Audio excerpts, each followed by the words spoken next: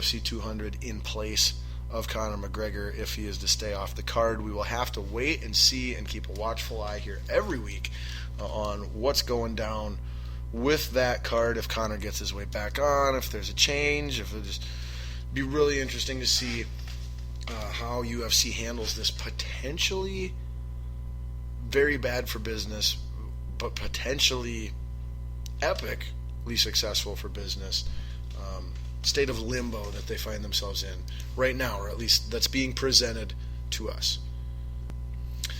And that will segue us into our final topic here before we get to Balls Deep Thought of the Day, and that is the world of professional wrestling. We'll start in Lucha Underground, where on this week's episode we had the Monster Matanza, the current champion, brother of the owner, runner, of the show, Dario Cueto. The show's Vince McMahon.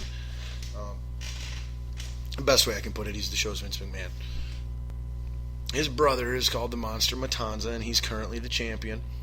And he took on former champion to start season 2 here of Lucha Underground, Mil Muertes, the man of 1,000 deaths, the Lucha cell baby of Brock Lesnar and The Undertaker.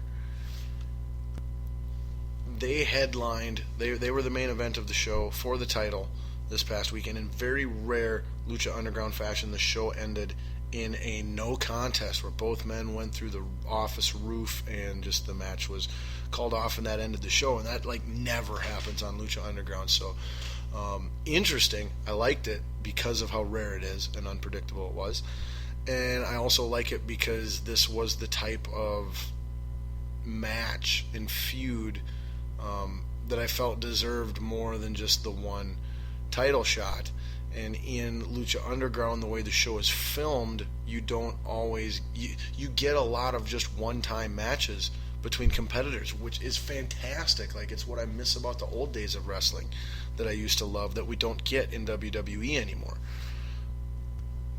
And you feel like they all make sense and mean something because everybody's competing for the same title and everybody wants to be champ. It doesn't matter if you're a good guy or a bad guy who you're fighting against. You always want to compete and you always want to win because there's just that one prize that you're all competing for, But so, like I said, I was actually very pleased with how the match was ended, and the match itself was super entertaining. Just two monster powerhouses going at it with surprising athleticism and extremely impressive strength. And then in the other little bit of Lucha Underground news, two things actually. The Trios Championship, it was announced that the Trios tournament that is going on right now is not in fact to determine the number one contender for the Trios Championship, but is in fact to determine the Trios champions, which is currently held by the team of Angelico, Ivelisse, and Son of Havoc.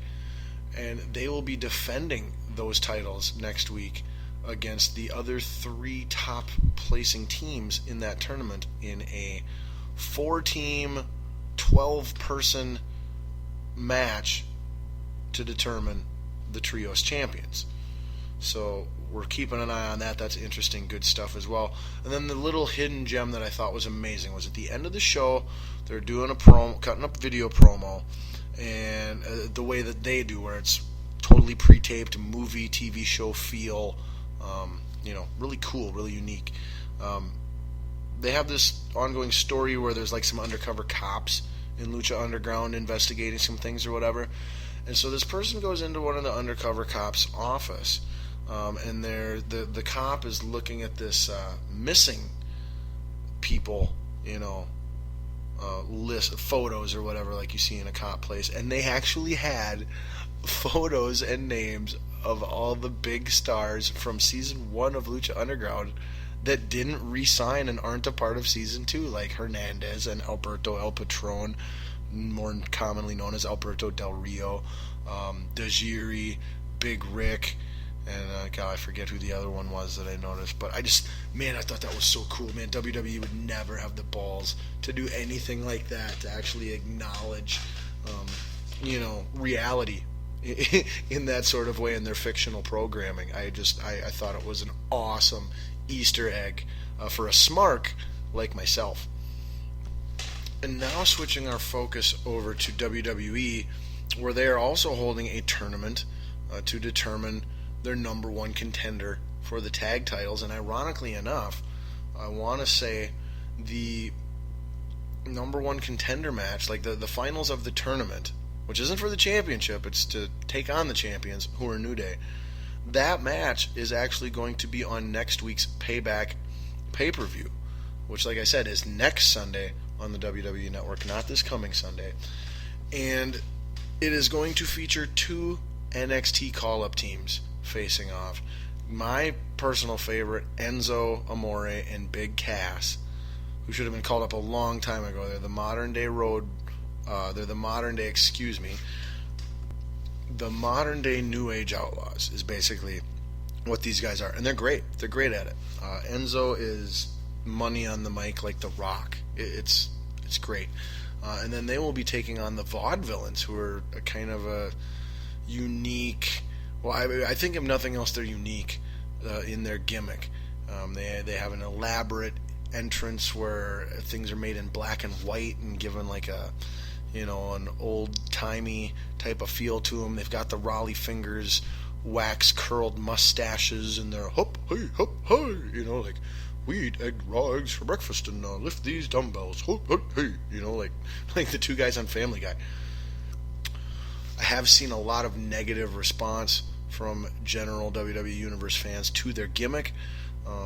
Me personally, I thought their gimmick was great in NXT, and I think it can work on the main roster. It's just a matter of if WWE messes it up or not, and then also if the performers can continue to perform at a high level. But I'm not worried about the Vaudevillains' abilities to perform, whether it be in the ring, on the mic, anything like that. It's just a matter of if they're going to be used properly or not. And I think they will, because I personally feel that they're going to end up winning that match over Enzo and Cass. With New Day basically being baby faces at the moment, it would make more sense for them to take on a true heel opponent in the Vaudevillains. However, the New Day, by all accounts, is in essence a heel group that is just so awesome at what they do. They're cheered, and thus the WWE is using them as baby faces, because you can't cheer the people we don't want you to cheer. And you can't boo the people that we do want you to cheer. Hence Roman Reigns. We will just sound edit your boos out of the TV show and the pay-per-views and everything, and we'll overimpose pre-recorded cheering. That's what they do. But I want to say the title match at Payback next Sunday is going to be AJ Styles versus Roman Reigns. That could be a pretty cool match. Maybe even some decent heel turn there. With Roman. Personally, I think the heel turn is actually going to happen with AJ Styles, because he gets cheered, and the WWE doesn't want him being cheered and doesn't want him being as over as a babyface as he is. He's a TNA guy. They want to piss on him. And two buddies of his from his former TNA days, Luke Gallows and I can't remember the other guy's name, they have debuted now on WWE, and they've been beating up Roman, and totally like the surprise attack, bad guy henchman type of stuff. So I really feel like if there is a turn, it's actually going to be an AJ turn, which is that's lame. Okay, you got to stop having these over baby faces and going, but they're not who we want to be over, so change it. Like that's what the WWE does. They no, change them. They're over, and we don't want them to be over, or we don't want them to be that over. So I don't know.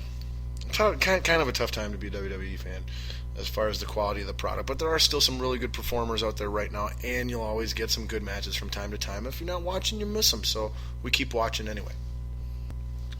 But that'll bring us to our final WWE topic, which is actually going to segue into and be part of our Balls Deep thought of the day, which we close every show here with every week on Balls Deep Sports Talk.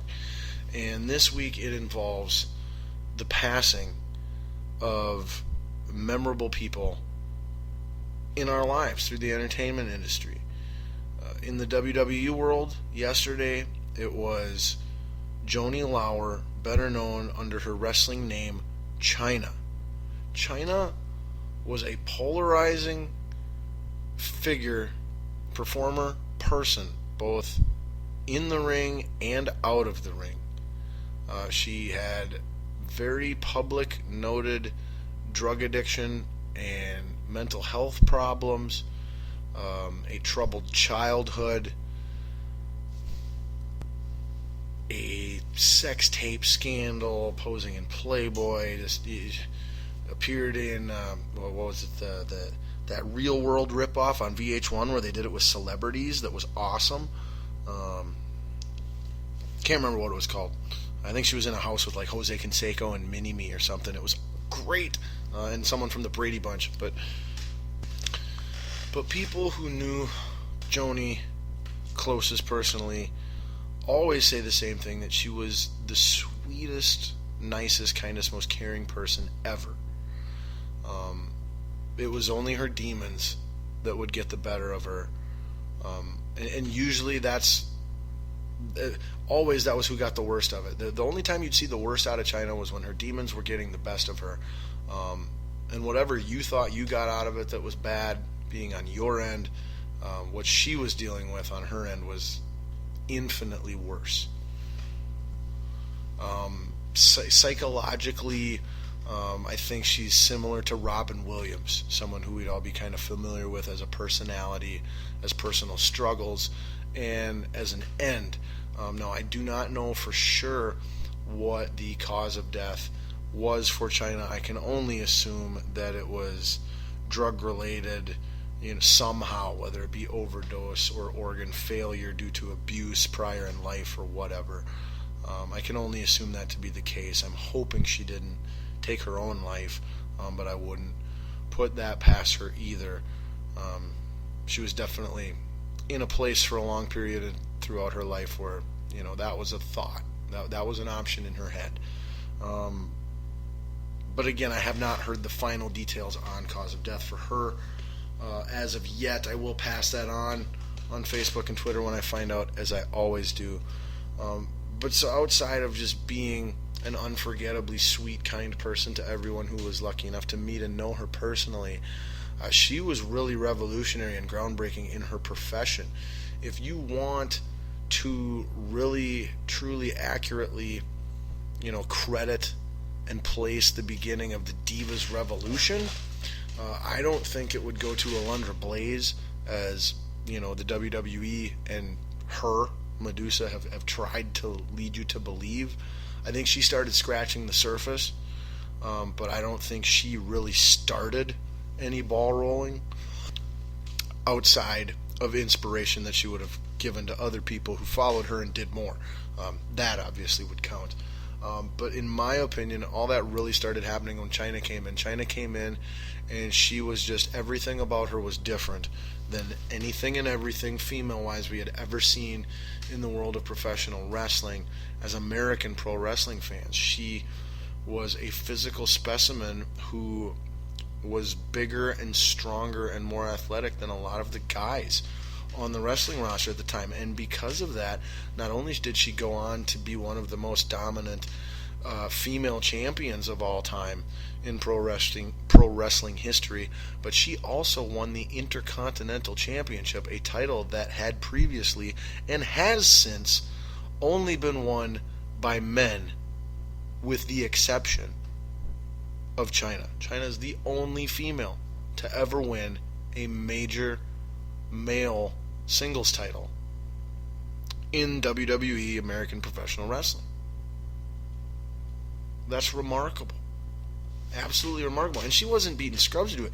You want to know who her Intercontinental Championship rivalry was with? Who she beat to become Intercontinental Champion?